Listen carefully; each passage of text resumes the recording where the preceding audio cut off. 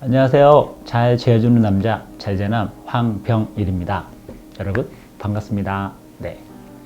자, 오늘도 여러분하고 내 몸의 건강을 지키는 면역 이런 시간입니다. 오늘 네 번째 시간인데요.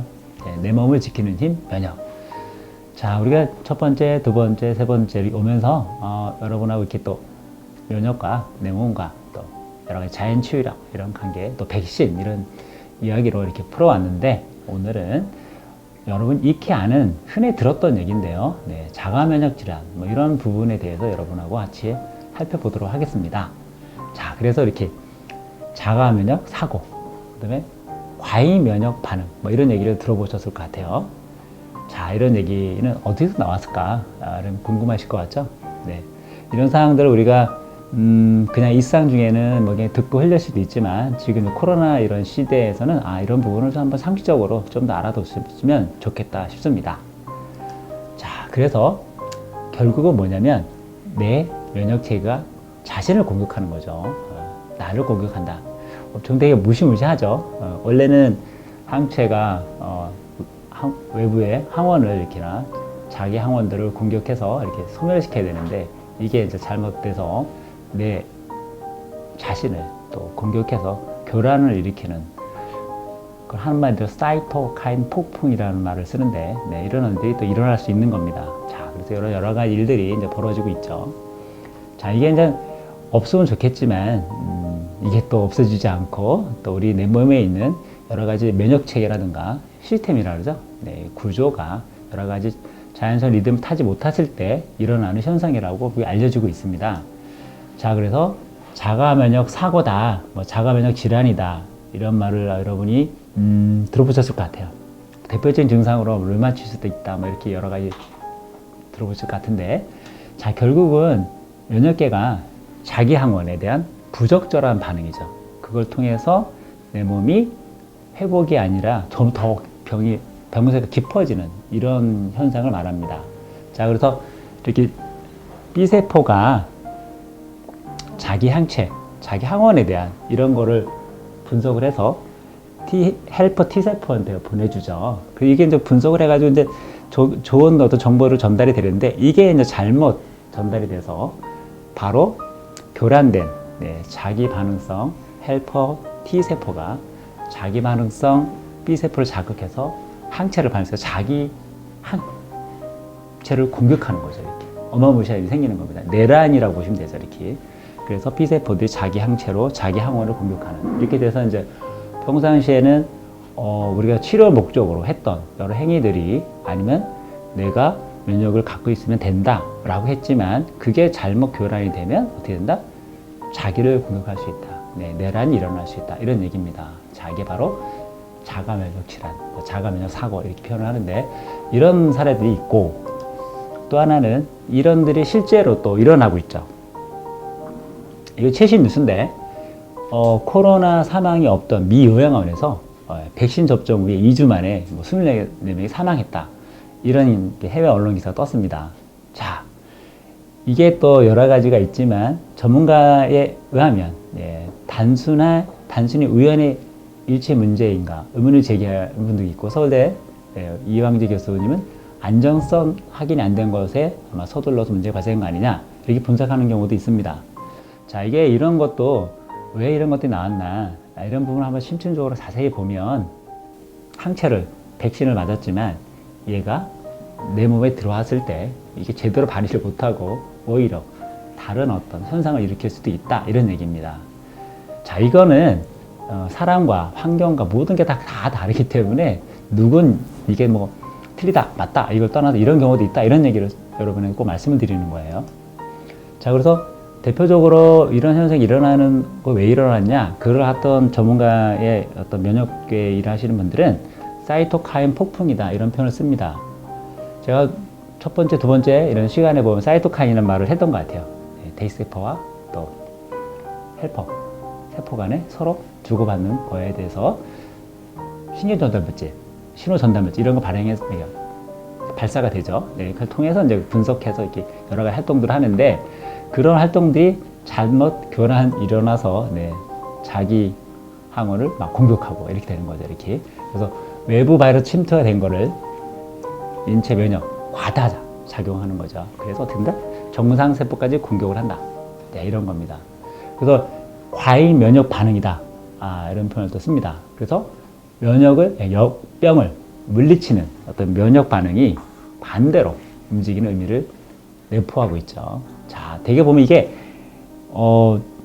주사를 맞았을 때 오히려 이렇게 사이토카인 폭풍이 일어나서 교란이 돼서 오히려 병원군을 몰아내는 게 아니라 내 정상세포를 공격하는 이런 사태를 말하는 거예요. 근데 이런 게 일어날 수 있다 이런 얘기입니다. 자, 그런 것들이 인체 신비함의 아마 이치를 잘 고려해 보면 그럴 수도 있다라고 생각이 듭니다.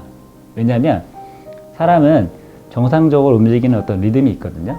근데 이게 외부에 뭐 면역 억제제다, 면역 촉진제다, 뭐 이런 게 들어오면 그게 교란이 되는 거죠. 이렇게 막 흔들리는 거죠. 이렇게 되면서 사람의 신호가 잘못 전달될 수 있다 이런 얘기입니다. 자, 그래서 이게 이제 작년에 대구에서 그 대구 지역에 한번 이렇게 코로나가 크게 창궐 한 적이 있었잖아요. 그때 20대 확진자가 사이토카인 폭풍으로 증상을 유독하다 이런 게 나왔었어요. 근데 원래는 정상적인 면역 반응이라는 거는 열이 날 수 있습니다. 감기에 걸리면 뭐든 열이 나잖아요. 그런 식으로 열이 날 수가 발열이 되는 거고, 그 다음에 통증, 아플 수 있습니다. 또 하나는 염증이 생길 수 있는 거예요. 이거는 자연스러운 정상적인 면역 반응입니다. 내 몸에서, 신체에서 일어나는. 근데 우리는 이런 증상이 나오면 어떻게 되죠? 해열체, 대증 증상, 대증 치료라고 그래서 그 증상을 완화하는 쪽의 치료가 병원에서 이루어집니다. 그럼 어떻게 될까요? 내 몸에 있는 면역 체계가 열을 통해서 백혈구나 이런 것들이 빨리 모여서 바이러스와 대항하는 이런 활동들을 억제시켜 버리죠. 이렇게. 그러면 당연히 혈관이 늘고 열이 나면 통증이 느껴집니다. 근데 이걸 억누르잖아요. 이렇게. 그러니까 원인 치료가 아니라 대증 치료의 목적으로 약품이 투여되고 주사제를 맞기 때문에 사이토카인 폭풍이 일어날 수가 있는 겁니다. 자, 그리고 당연히 염증도 생기겠죠. 자, 근데 이런 기본적으로 정상적으로 돌아가는 어떤 면역 반응에 대한 우리가 인지를 해야 되는데, 아프면 바로 병원 가서 약물 먹는 게 이게 문제인 것도 있어요. 자, 이런 부분들 한번 이번에 기회에 심도 있게 한번 공부해 보시고 생각해 보시면 좋겠다 싶습니다. 그래서 면역 억제제, 이거 뭐냐면 아까 발열, 통증, 염증 이런 부분에 대해서 나타나겠죠. 왜냐면 내가 외부에 바이러스가 들어왔거나 세균이 들어오면 내 정상적인 세포가 그걸 대항해서 싸울 거잖아요. 이렇게. 근데 그거를 강제로 억제시켜. 어떨까요? 증상은 없어 보이지만 이게 다른 병으로 확산이 됩니다. 자, 그래서 신장 기능이 저하된다, 폐렴이 유발된다, 암 발생률이 증가한다, 그리고 고혈압, 당뇨가 더 진행이 빨라질 수 있다, 피부질환도 생길 수 있다, 이런 얘기입니다. 자, 이런 거는 나름대로 다 검증된 얘기들입니다. 그리고 면역 체계가 정상적으로 일해서는 이 림프구나 이런 게 증식이 잘 돼야 되는데 늦추는 증상 완화시켜 버리니까 그게 나중에 다른 쪽으로 반응이 나타나는 거죠. 이렇게. 그래서 면역 억제제 대표적인 게 스테로이드제입니다. 그런 계통들. 이런 것들이 나중에 투입돼서 투여되면 내 몸에 잠깐은 뭔가 증상이 완화되는 것 같지만 그 증상은 통증이 이런 부분만 잠깐 잠재할 뿐이지 내면에는 다시 불씨가 나와서 다른 쪽으로 옮겨갈 수 있다, 이런 얘기입니다. 그래서 면역 반응을 억제함으로써 자기 면역 증상을 완화는 시키지만 다른 감염으로, 다른 질병으로 번질 수 있다, 위험성이 증가한다, 이런 것도 극히 상식적인 얘기인데 제가 이제 여러분 또 이렇게 말씀을 드리는 거는 너무 병원이나 어떤 여러 가지의 전 차원에서 처방하는 거에 너무 확신을 갖지 마시고 한번 검증을 해서 한번 확인해보고 내가 선택할 수 있는 이런 지식이 있으면 좋겠다 싶어서 말씀을 드리는 겁니다. 자, 그리고 질병의 삼각형이라는 의과대에 가면 배우는 내용이 있다고 합니다. 자, 그러면 거기에 대표적으로 이렇게 숙주, 병원체, 환경 뭐가 있어? 숙주, 병원체, 환경. 자, 이 삼각형이 있는데 숙주, 내 몸이죠. 예, 내 몸이 건강하지 않은 상태, 뭔가 기능이 떨어진 상태에서 환경이 좋지 않은 게 노출되어 있을 때 병원체가에 감염이 되면 질병이 될 수 있다, 이런 얘기입니다. 자, 이 삼각형 중에 하나라도 부족하면 질병이 성립되지 않는다, 이런 얘기입니다. 자, 그래서 숙주는 건강하지 않은데 환경이 깨끗해요. 뭔가 좀 잘 돼 있습니다. 병원체가 들어와도 그렇게 영향을 주지 않는다, 이런 얘기고, 네. 또 뭘까요? 숙주는 건강해요. 네. 근데 환경이 안 좋아. 근데 병원체 이런 부분이 막 세. 근데도 삼각형의 구조가 맞아야 질병이 된다, 이런 얘기를 하는 겁니다. 자, 그래서 우리가 지금 있는 환경 속에 있을 때 보면 내 몸이 건강하고 환경도 적절하고 그러면 될까요? 병원체가 아무리 세도 나한테 영향을 주지 않는다, 이런 얘기를 또 해석할 수 있을 것 같아요. 그래서 이런 구조들을 한번 상식적으로 좀 아시고, 이 지금 코로나 시대에 여러 가지 이제 걱정, 요즘이 많은데, 먼저, 내 몸은 내가 지킬 수 있다라는 자신감 회복이 첫 번째인 것 같고요. 그리고 너무 공포에 있는 것보다는 탈피해서 한번 잘 그럼 살펴보는 시간이 됐으면 좋겠다 싶습니다.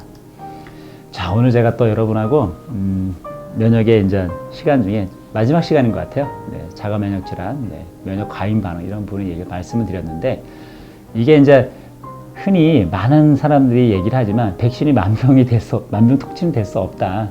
이게 완벽한 처방이 되는 건 아니다라고 여러분 좀 아셨으면 좋겠다 싶습니다.